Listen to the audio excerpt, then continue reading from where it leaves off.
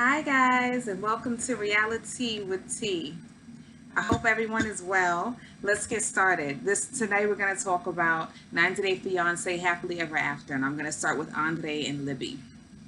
So we see them start out in the bus on the way to a traditional Moldovan village where they're gonna make wine. So of course Jen is giving her cheap shots, and but Andre is doing his best to just kind of ignore what they're saying. He said he's gonna be on his best behavior because remember he's trying to be able to jump the broom without any issues with Libby's family. So he's just keeping quiet. But I will let it be known that Jen gets on my everlasting nerves with all of her little side comments, and they're just completely inappropriate.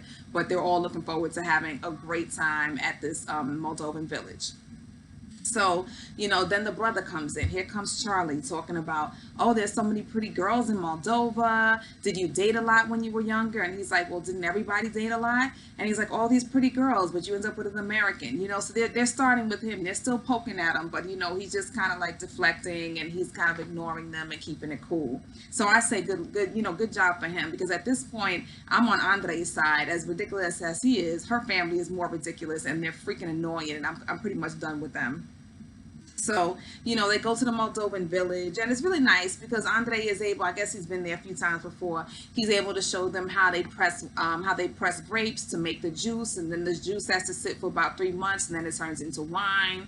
And so, they're asking questions, they're genuinely interested in it. His father gets to talk them about, how they used to do when he was younger. And then they ask them, well, did you guys used to squash the grapes with your feet? And so they say, yeah. So then they all have fun doing that. And then in the end, you see Chuck and Andre again, and then they squash the grapes together. So it was a nice moment because they were having fun, and they were kind of like saying, oh, you squashed your tension between each other. And, and Andre's like, okay, we had a good time, we did it or whatever. But then you see later, Chuck and Charlie talking to the cameras, and they're like, oh, we had a great time today, but this does not replace what happened the other night. We're not going to forget that. And they still want to poke and press and find out what Andre is hiding.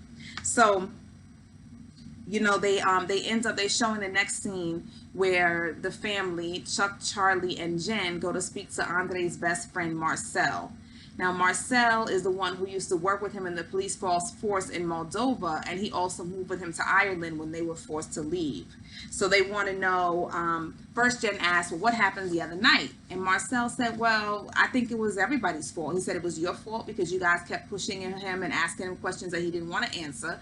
It was his fault, and there was alcohol involved. And, Jen, well, that doesn't excuse his behavior, blah, blah, blah. Jen wasn't even there. But I had already let you guys know how I feel about that. It was her parents, it was Chuck and Charlie who were poking the bear, and they've been poking him ever since they got there. So something was bound to happen. So I think it was their fault as much as it was Andre's.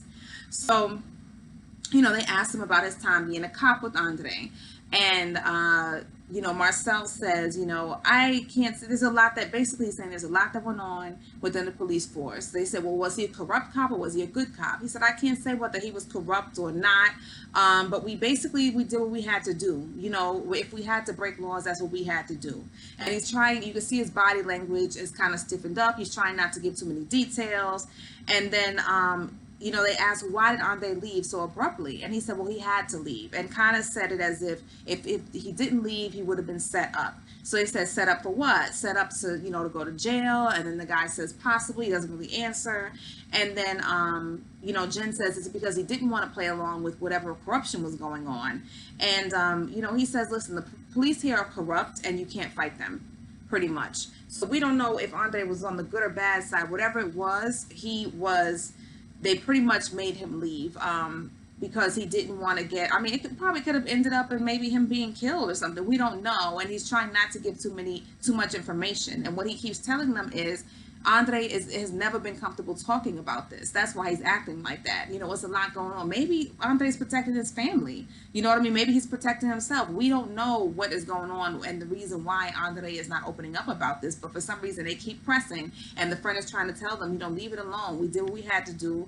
We had to leave, or it would have been bad. So we don't know what happened. Maybe it was, a certain case that went wrong. We don't know.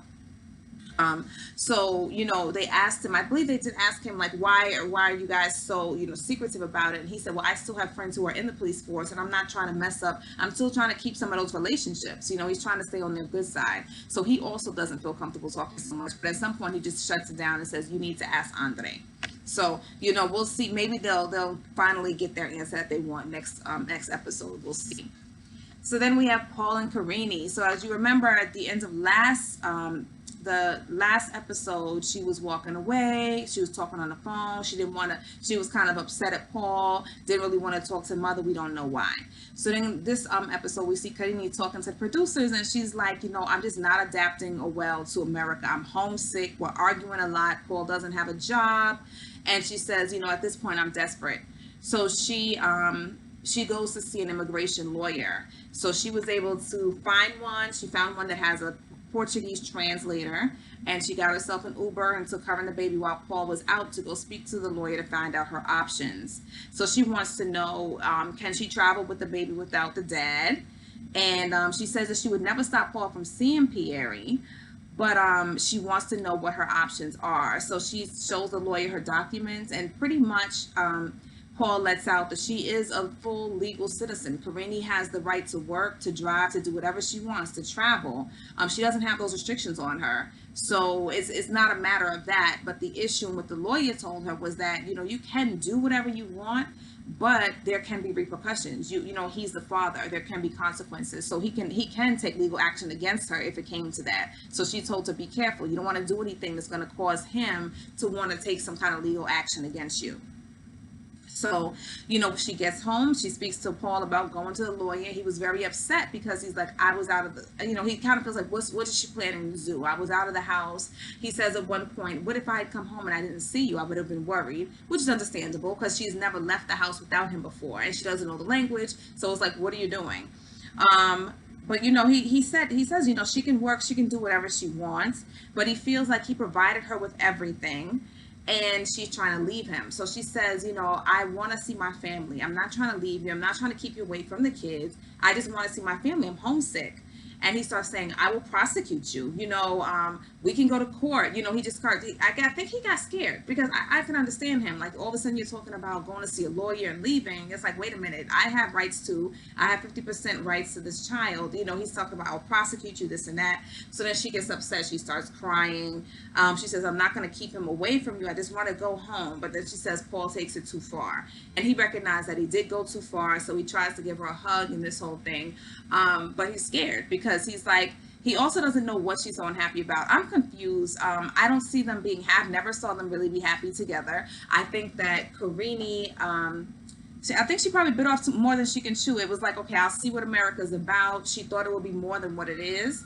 I think that Paul has done the best he could. He doesn't have a job yet. He should have a job, but he did provide her with a suitable place to live.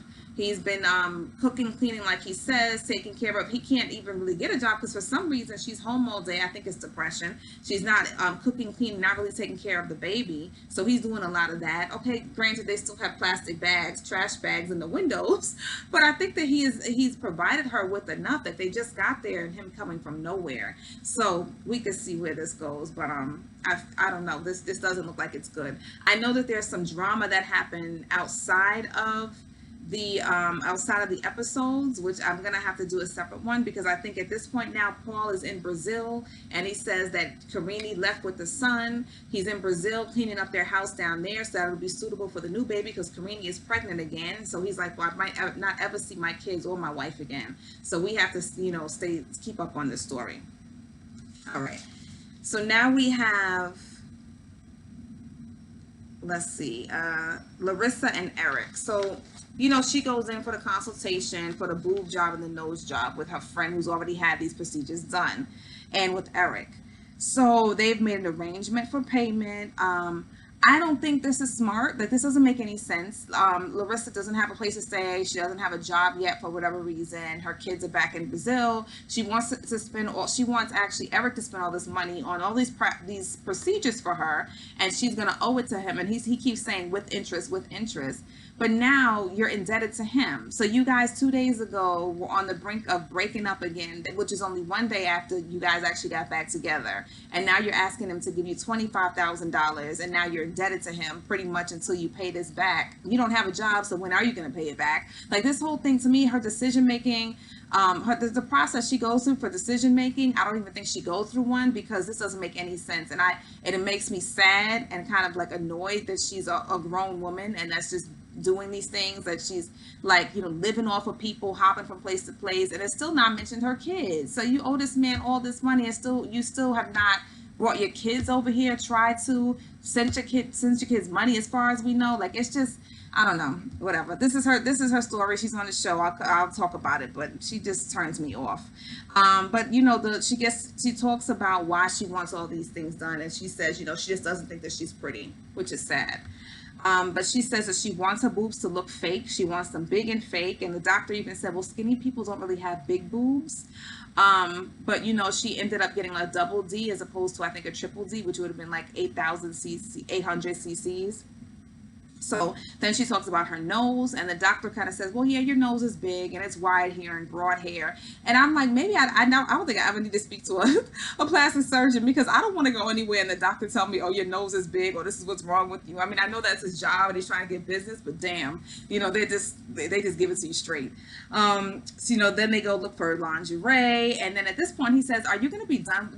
Eric asks, are you going to be done with plastic surgery? You get the nose, you get the boobs, is that done? She says, no, she wants liposuction. She wants to suck it out of here, put it in the butt. She wants the hips. She wants the this and the that and everything. She wants, so basically she said she wants to look like the mannequin she was standing next to. And that's sad, because to me it's like, what do you like about yourself? What is this all going to prove? What is this going to do for you? What's the end game? Are you ever going to stop? I don't know. That's just sad to me. But we'll see how far it goes. Apparently Eric just posted on his Instagram his bank account. He has like $325,000 in his bank account for whatever reason. I guess people were questioning where he's getting his money from, so I guess that's his way of proving where he gets his money from. But I guess the next episode we'll be seeing Larissa going through all these surgeries, and I saw that she got some other surgeries recently that she posted on her Instagram she's recovering from. So we're wishing them the best. Now we have, Angela and Michael. So they start out in a flower shop. She talks about how she's trying to make a bouquet that is kind of like pays homage to her grandkids and her daughter who cannot be with them. So she wants a flower in her bouquet for each of the grandkids, and it'll be represented by the color of their birthstone, which is nice. But it's kind of expensive, and Michael's like, let's not spend this much money. And she's like, well, maybe we can take from the food budget for my flowers, but I definitely want all my flowers for my wedding and this whole thing. And he doesn't see the point, but I guess he does whatever she says, so that's what they do. Her friend JoJo is coming to Nigeria because she needs a witness from her own family or from America for this marriage to go through. So she's waiting for her friend JoJo. And at some point she talks about, Michael, pass me my dildo. And he's like, he's kind of like, don't say that, but it was kind of weird and disgusting. And then they go to, when JoJo comes, they all go out to bachelorette party, like a together type of a thing, because he has two of his friends. She has JoJo. They go to a club. I guess there's some strippers there, right? And she says that he's not allowed to have his own bachelor party because she doesn't trust him. And that's really weird, because you're getting married in 2 days and you're telling us that you don't trust your husband. He can't have a bachelor party because you don't trust him, because remember, he can't even look at another woman because she's so insecure and jealous. So they go to the club. They're dancing a little bit. She's dancing with him the whole thing, and her whole thing, there's a stripper over here that's kind of shaking her butt. She's twerking, and her whole thing is don't look. And so then you see Michael sweating, and I didn't see him look, but she felt like he looked.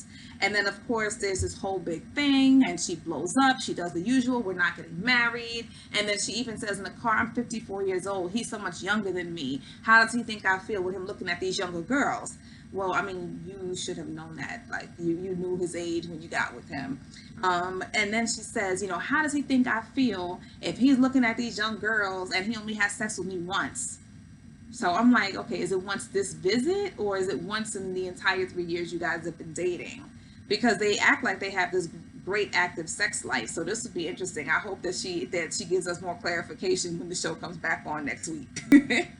But basically it just comes down to her not trusting him, and the wedding is off, and this is only 2 days before the wedding. So we'll see if this wedding happens. I think this is a waste of time. But I think that after Michael goes through all this, I would be happy if he makes it to the United States, because she gives him hell, and he goes through hell and back. And I hope that he get the end game is the way it turns out the way he wants it to. Oh, we This is like a quick episode. Let's see. We have Colt and Jess. So we start out with Vanessa making breakfast in Colt's house because if you remember, Vanessa moved in with Colt a few weeks ago because her divorce wasn't going well and she needed a place to stay. So, I noticed that he didn't tell Jess. He told Jess to come to stay with him in the same house in Las Vegas and never told her that Vanessa moved in with him. So I'm sitting up here like, okay, so I just feel like Cole is one of those guys who grew up the fat kid, has no confidence, whatever it is, and he just likes the drama. He likes to feel like women, all these women want him and they're fighting over him and they're crying over him, and he just doesn't deserve all this attention for real because he is a narcissist and he's a liar and he's very manipulative. He's like borderline sociopath to me because by the end of this episode, I'm like, it's really something wrong with this guy. So Jess has no idea that Vanessa's there, but when she shows up, she immediately, they go to a cat cafe and she immediately starts talking to him. She's acting all funny. And she's like, wait a minute, I get all these messages on social media from like 8 different girls that you've been sending out dick pics. Like she keeps saying like, how many did you send out today? And she's saying, I have screenshots and I have videos that you telling people, oh, good morning. Look at me, look at my dick, look at me. And telling them that you're single. And so he is like, I was mortified. I'm ashamed of myself. I felt like she was trying to humiliate me in public. So then he asks her, let's go back to my house so we can talk about this in private. And she agrees. So my thing is, so he tells the cameras that since they came back from Brazil, they haven't been doing well. And, he started talking to the other girls because he wasn't sure where they stood in their relationship. And all he had to do was say that to her. Like, listen, this isn't working. Either break up and then you go talk to everybody else, or let her know how you feel. Like, I don't like that. I didn't know where we were, so I just moved on and tried to talk to all these other chicks. That's BS, and you're a liar because you could have been honest with her. So, she tells him, you need a doctor, you lied too much, you have a lying problem, and he does. And he says, you always insult me. And then she says, I was crying. And he said, well, I was crying too. And you blocked me and this and that. So he likes to always play the victim. And even though he is the one who is treating everybody like trash. And so, he says to her in the car, well, let me get rid of my mom when we get there so she doesn't have to see us fight and argue. So they say, okay. So they go home and mom is there. Mom greets Jess. She sits down and they have like this weird interaction. And, he's saying before he gets there, he's like, I'm hoping that my mom being there will kind of calm her. And I'm thinking, like, no, if she's going to be upset, she's going to go off. Because remember, in Brazil, she was very disrespectful to his mother. She doesn't give 2 craps if your mother's sitting there. So that wasn't going to help anything. So while the mother's sitting there talking, it gets really weird. And then Jess starts talking about, kind of talking about what he's a liar and saying all these things. And so Colt asks his mother to excuse them, and the mother looks really weird, like, what is going on here? Because she starts saying, you're a great actor, and you should show Deb the pictures. You should show Deb. So Deb was like, I don't want to see any pictures. Let me just go upstairs, right? And so she's like, she's asking, you've been dating or dealing with all these girls within a month? And so he apologizes. And, he says he's been treating her bad and the whole thing. And then that's when he tells her Vanessa has moved in. And then she kind of just breaks down crying. He's been lying. And I think that we're going to show us next week that she's telling Deb he's been lying to me. How much of this am I supposed to take? So basically, Colt is trash. Whew, Kalani and Asuelu. All right. So last week, you remember, Kalani met up with his sister and mother, and then that went horribly. The sister supposedly was going to fight Kalani. Kalani told Asuelu, I would knock your sister out. They got into an argument. So then basically it seems that they got into another argument again after the camera stopped rolling, and Asuelu that evening heard Kalani and her sister talking about him, and so he left and went to stay with his mother and sister, but he didn't say anything. So the next morning, the sister flew home to Utah, and Kalani postponed the flight for her and the kids because Kalani moved out of wherever they were staying and went to a hotel with just her and the boys. So she was like, at that point, I don't know what Asuelu's doing. I don't even know if I'm going to ever see him again because he said nothing to me. But apparently it was February 13th. So the next day was February 14th. So that evening, he came to her hotel room and was standing outside the door on his knee with flowers and balloons, and he said, sorry. So she's asking herself, like, can I keep doing this? I don't know if I can keep doing this with him. Like, if he needs to go to therapy, he needs to do something because I cannot exist in this relationship the way it is now. So she calls her mother and she tells her mother a little bit about what happened. You know, we got into a fight. I'm in a hotel room by myself. And she said, did you have to deal with this when dad came over here? And the mother said, yeah, I did. You know, and I'm still dealing with it with your dad, or, you know, on a smaller level. But, you know, her dad came over when he was 12. And so she's like, okay, Asuelu comes over at 24. So he had 12 extra years, like double the time, to get into his head this whole thing about, I don't want to listen to women and women are beneath me type of a thing. So I think that's their biggest issue, because she says at one point he doesn't know how to deal with strong women. That's why he can't deal with her sister, her mother, because he's not used to listening to women and feeling like they can have an opinion and stand up for themselves. So, you know, and I want to give Kalani props because I see she's tandem breastfeeding, which is not easy. I just stopped breastfeeding like 2 weeks ago, and that's one baby. But I see her tandem breastfeeding, meaning that she's breastfeeding 2 of those kids, 2 toddlers at the same time, and that cannot be easy because they're every time she's on the phone, every time she's doing anything, they're feeding and then they're falling asleep 1-to-1, and you know, it's not hard. So I'll give her props, and all the mothers who tandem breastfeed. So, you know, she said to the camera, she said, I feel like I have to stay because I have the sons, you know, and at the same time, I don't feel like I should be. If I was looking at this marriage from outside, I would know I should not be in this marriage. So that's the sad part, that she feels like she has to stay. But honestly, she's not even one of those people where I could even see that being like that would even be an obligation, because she's doing everything. I could see if you know, he was working and bringing home all the money and everything, and she couldn't really leave. She couldn't like leave the way she needed to, but she's living with her parents. Her parents will take care of everything. Her sister takes care of her kids as if they're her own. Like, she literally had to bring her sister on vacation because she knew she couldn't leave Asuelu with the kids by himself. So you don't have to stay with him. You know what I mean? Like, there's nothing he's bringing to the table. So the fact that she feels trapped, maybe just out of like, you know, out her morals, but I don't think that there's any other reason why she should feel she has to stay with him, because, you know, at this point I think he's ridiculous. So basically, you know, he came back to the hotel, and he kind of tried to forget about what happened the night before. So she's like, we can't do that. The issue isn't resolved. It doesn't go away just because it's the next day. You know, so they talk about it a little bit. He didn't like that she talked to the sister about their issue. He said, this is our marriage. I don't want you to talk about this with your sister. And she's like, well, listen, other people have things to say about your behavior. You can't just treat me however and feel that nobody else has anything to say about it. They're my family. They're involved in my life. And so she said, maybe we need to go to therapy together. And she explained what a therapist would do. And he's like, okay, I'll go to therapy. I've never heard of it, but I'll go if that's what she says we need, because she's very upset, and whatever, I'll try it. He said he never heard of a therapist before he came here. So at least he's open to it. So, you know, he says at one point they're driving, I believe, to the airport, and she says, you know, this was the worst trip ever. He says, why? And she's like, because of what happened. And he says, listen, you know, I don't want to talk about this anymore. And so basically she says it's not resolved. You know, like, you can't just say like that. I don't like that. You can't just have an argument and you don't get it resolved and then tell me, you know, the person's still upset that the conversation is over, you don't want to talk about it anymore. It's not fair, because I have to get out what I want to say about it. You can't just decide you got your part out, but I didn't get my part out. That doesn't work. You know what I'm saying? So I understand why she's like, you cannot say that, like, you don't want to talk about it anymore. What the hell? Like, this is still an issue. It's not resolved. We're going to have to resolve the issue before I stop talking about it. So I get that. So,